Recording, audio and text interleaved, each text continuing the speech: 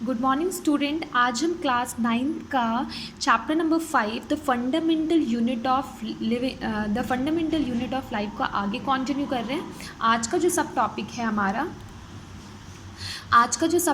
हमारा वो कौन सा है? सेल ऑर्गेनल्स का प्लास्टिड्स। तो आपने नॉर्मली 8th क्लास में पढ़ा होगा कि प्लास्टिड जो होता है वो हमेशा किस में प्रेजेंट होता है? प्लांट सेल्स में, वो एनिमल सेल्स में प्रेजेंट नहीं होता।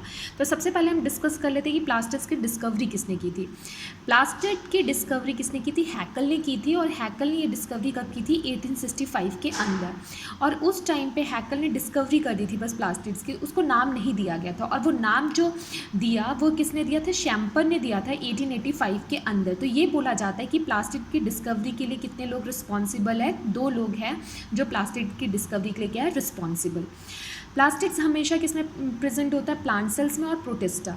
तो प्रोटिस्टा आप जब 7th चैप्टर पढ़ोगे डाइवर्सिटी इन लिविंग ऑर्गेनिज्म तो आपको समझ में आ जाएगा। प्रोटिस्टा एक क्लास है। अभी आपको बस इतना याद रखना है कि वो प्लास्टिड जो है वो किस में प्रेजेंट होता है? प्लांट सेल्स के अंदर।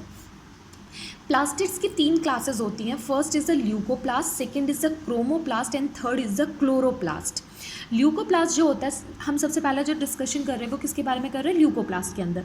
ल्यूकोप्लास्ट क्या होता है? ये कलरलेस होता है और ये एक ऐसा प्लांट का पार्ट होता है जिसको लाइट की ज़रूरत नहीं होती। वो लाइट के एक्सपोज में कभी भी काम नहीं दिखाई देता। जैसे एग्जाम्पल है ट्यूबर, रूट्स और राइजोसोम्स। तो आपने देखा होगा रूट्स जो होती है वो नीचे प्रेजेंट होती है। क्या उसे लाइट मिलती है? नहीं।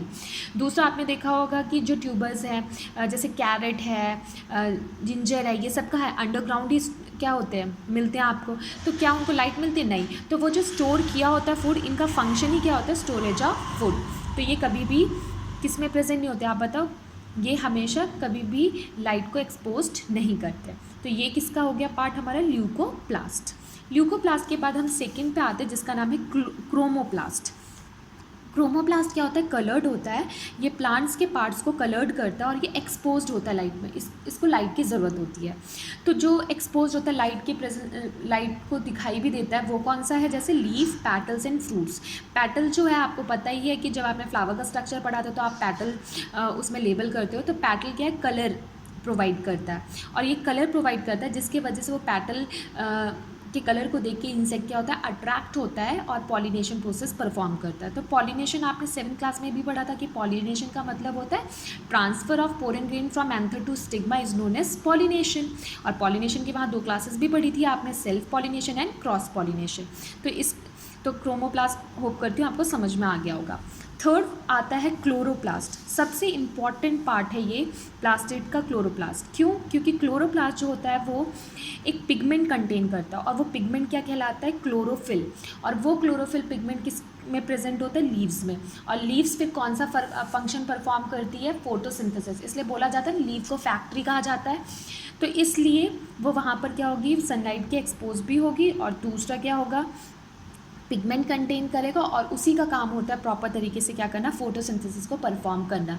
अब हमारा जो नेक्स्ट टॉपिक है वो है स्ट्रक्चर ऑफ क्लोरोप्लास्ट, कि किस तरीके से जो क्लोरोप्लास्ट होता है उसमें क्या होता है और किस तरीके से सनलाइट क्या नाम है प्रॉपर तरीके से ट्रैप्ड होती है वहाँ पर और किस तरीके से फोटोसिंथेसिस क्या नाम है परफॉर्म होता है।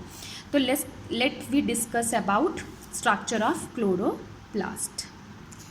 ये जो स्ट्रक्चर मैंने बनाया है ये किसका है? क्लोरोप्लास्ट का। आप देख रहे हो कि क्लोरोप्लास्ट का जो स्ट्रक्चर है वो किस तरीके से नज़र आ रहा है? ओवल शेप का। और इसे क्या बोला जाता है? Double membrane bound. Double membrane का मतलब इसके पास 2 मैम्ब्रेन होती है। एक होती है बाहर वाली जो मैम्ब्रेन होती है उसे आउटर मैम्ब्रेन कहते हैं और जो अंदर वाली होती है उसे क्या कहते हैं हम? Inner membrane. ठीक है। उसके बाद यहाँ पर जो ये देख रहे हो आप खाली जगह जिसको मैंने कलर नहीं किया है, ये ग्रीन कलर होता है। नॉर्मली ये एक फ्लूइड होता है। क्या होता है? एक लिक्विड होता है जो पूरा कंटेन करता है। और इस लिक्विड को हम किसका नाम देते हैं? स्ट्रोमा। क्या कहते हैं इसको? स्ट्रोमा। क्लियर है यहाँ तक? स्ट्रोमा के बाद नेक्स्ट आपने देखा होगा कि यहाँ पर क्या है? स्ट्रोमा के बाद आपने देखा ये जैसे कॉइन, जैसे आप सिक्के को लेते हो और सिक्के के ऊपर सिक्का रखते जाते हो तो एक क्या बन जाता है? स्टैक ऑफ कॉइन बन जाता है। तो वैसे ही इसके स्ट्रक्चर में क्या होता है? स्टैक्स ऑफ कॉइन्स प्रेजेंट होते हैं। जो स्टैक ऑफ कॉइन्स आप ये देख रहे हो इसे हम किसका नाम देते हैं? ग्रैनम। क्या कहते हैं? ग्रैनम। तो आपको याद होना चाहिए कि जो लिक्विड पार्ट पूरा फिल्ड है उसे हम किसका नाम देते हैं? स्ट्रोमा का। और उसके बाद जो कॉइन के तरह ये सब अरेंज है स्टैक की तरह उसे हम किसका नाम देते हैं? ग्रैनम का। का, ठीक है। और इन लोगों को जोड़ने के लिए जो दो लाइंस मैंने बनाई है, देखो ये इंटरकनेक्शन जो नेटवर्क आपको दिख रहा है, ये जो इंटरकनेक्शन है जो ज्वाइन कर रहा है ग्रैनम को, ठीक है, उसे हम किसका नाम देते हैं, लैमिला। क्या कहते हैं उसे, लैमिला। क्या कहते हैं, लैमिला। और उस लैमिला के अंदर आप यहाँ देखो कि यहाँ थ्रेड लाइक स्ट्रक्चर भी प्रेजेंट है, वो क्या है आपका डीएनए, और यहाँ पर क्या है, राइबोसोम्स भी प्रेजेंट है। और जो आपने देखा होगा कि फूड मटेरियल जो ज़्यादा एक्स्ट्रा बन जाता है तो वो स्टार्च के फॉर्म में क्या होता है, स्टोर होता है, तो ये यहाँ पर प्लांट्स के अंदर प्रेजेंट होता है, उसे हम किसका नाम देते हैं, स्टार्च का। यहाँ तक समझ में आ गया। अब बात आती है कि अगर आपने ये बहुत सारे कॉइन्स के स्टैक को लिया तो आपने उसका नाम क्या रखा, ग्रैनम। जैसे बोला जाता है ना, अगर एक सेल है तो उसको आप सेल का नाम देते हो, जब वो ग्रुप ऑफ सेल बन जाता है तो आप किसका नाम देते हो, उसे टिश्यू का। तो इसी तरीके से जब ये ग्रुप के अंदर स्टैक ऑफ कॉइन अरेंज हो गया तो उसको किसका नाम दिया आपने, ग्रैनम का। अगर मैं एक सिंगल कॉइन की स्टडी करूँ तो उस सिंगल कॉइन की स्टडी को हम उसको क्या कहते हैं, थाइलाकोलाइट। क्या कहते हैं, थाइलोकोइड, ठीक है। क्या कहते हैं, थाइलोकोइड। और थाइलोकोइड के ऊपर नॉर्मली आपने देखा होगा उसके सरफेस के ऊपर ये जो छोटे छोटे से दाने जो मैंने बनाए, ये डॉट्स, इसको हम किसका नाम देते हैं, क्वांटाजोम्स। क्या कहते हैं इसे, क्वांटाजोम्स। और हर एक दाना ध्यान से सुनना, इसके अंदर जो छोटे छोटे दाने हैं, हर एक दाना क्वांटाजोम्स 230 क्लोरोफिल कंटेन करता है। कितना कंटेन करता है, 230। तो आप ये सोच लो कि कितने सारे ग्रैनम है अगर एक थाइलोकोलाइड के क्वांटाजोम्स का जो ऊपर वाला सरफेस है उसके अंदर वो 230 कर रहा है, तो बहुत सारे ऐसे क्या होंगे, छोटे छोटे डॉट्स, तो वो कितने सारे क्लोरोफिल को क्या करते हैं, कंटेन करते हैं। तो ये जो आपको मैंने डिस्कस किया वो किसके बारे में डिस्कस किया, स्ट्रक्चर ऑफ क्लोरोप्लास्ट। तो मेरे को होप करती हूँ आपको समझ में आ गया। फिर भी मैं एक बार रिकॉल कर देती हूँ। इनके पास दो मेम्ब्रेन होते हैं, आउटर और इनर। फ्लूइड जो फिल्ड होता है उसका नाम होता है स्ट्रोमा। और जो कॉइन की तरह से हम क्या करते हैं, स्टैक की तरह अरेंज कर दिखाई देता है, वो क्या कहलाता है, ग्रैनम। और उसके बाद जो उसे इंटरकनेक्ट नेटवर्क के अंदर कर रहा है उसका नाम क्या है, लैमिना, जो उनको इंटरकनेक्ट तरीके से क्या कर रहा है, जोड़ रहा है। और उसके बाद अगर हम एक सिक्के की बात करते हैं तो उसे थाइलोकोलाइड कहते हैं, और उसके ऊपर के सरफेस के क्वांटाजोम्स प्रेजेंट होता है। और हर एक क्वांटाजोम्स का जो दाना है वो कितना क्लोरोफिल कंटेन करता है, 230 क्लोरोफिल कंटेन करता है। और इसको हम किसका नाम देते हैं, semi autonomous cell organelle. Semi autonomous का मतलब मैंने प्रीवियस वीडियो में भी आपको बताया था, जिस तरीके से माइटोकॉन्ड्रिया है उस न्यूक्लियस के कमांड्स का वेट नहीं करता, वो अपना काम खुद कर सकता है क्योंकि उसके पास खुद का जेनेटिक मटेरियल है।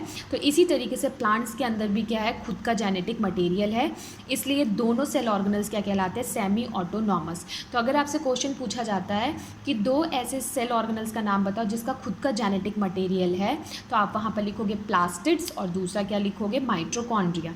अगर एनिमल्स पूछा तो माइटोकॉन्ड्रिया लिखोगे, प्लांट्स पूछा तो क्या लिखोगे आप, प्लास्टिड्स। अगर एनिमल और प्लांट्स दोनों मेंशन नहीं किया तो आप दोनों चीज़ लिखोगे, माइटोकॉन्ड्रिया और प्लास्टिड।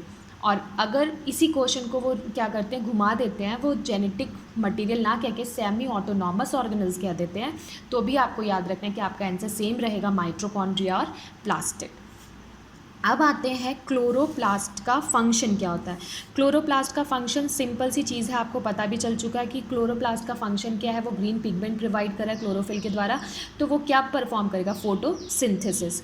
और फोटोसिंथेसिस परफॉर्म करेगा और क्या करेगा, ग्रीन पिगमेंट प्रोवाइड करेगा, किसको, लीफ को। जब फोटोसिंथेसिस होता है, हायर क्लास में आप पढ़ोगे तो फोटोसिंथेसिस की दो रिएक्शन होती है, एक लाइट रिएक्शन और डार्क रिएक्शन। अगर सनलाइट प्रेजेंट है तो उस टाइम पे वो किस फोटोसिंथेसिस किस पार्ट में होगा, ग्रैनम में। किस में होगा, ग्रैनम परफॉर्म करेगा। और अगर रात का टाइम होगा तो डार्क रिएक्शन होगा, तो उस टाइम पे फोटोसिंथेसिस किस में परफॉर्म करेगा, स्ट्रोमा में। किस में परफॉर्म करेगा, स्ट्रोमा। तो ये था आपका प्लास्टिड्स का। तो होप करती हूँ कि आपको कॉन्सेप्ट अच्छी तरीके से समझ में आ गया होगा। Thank you for watching this video.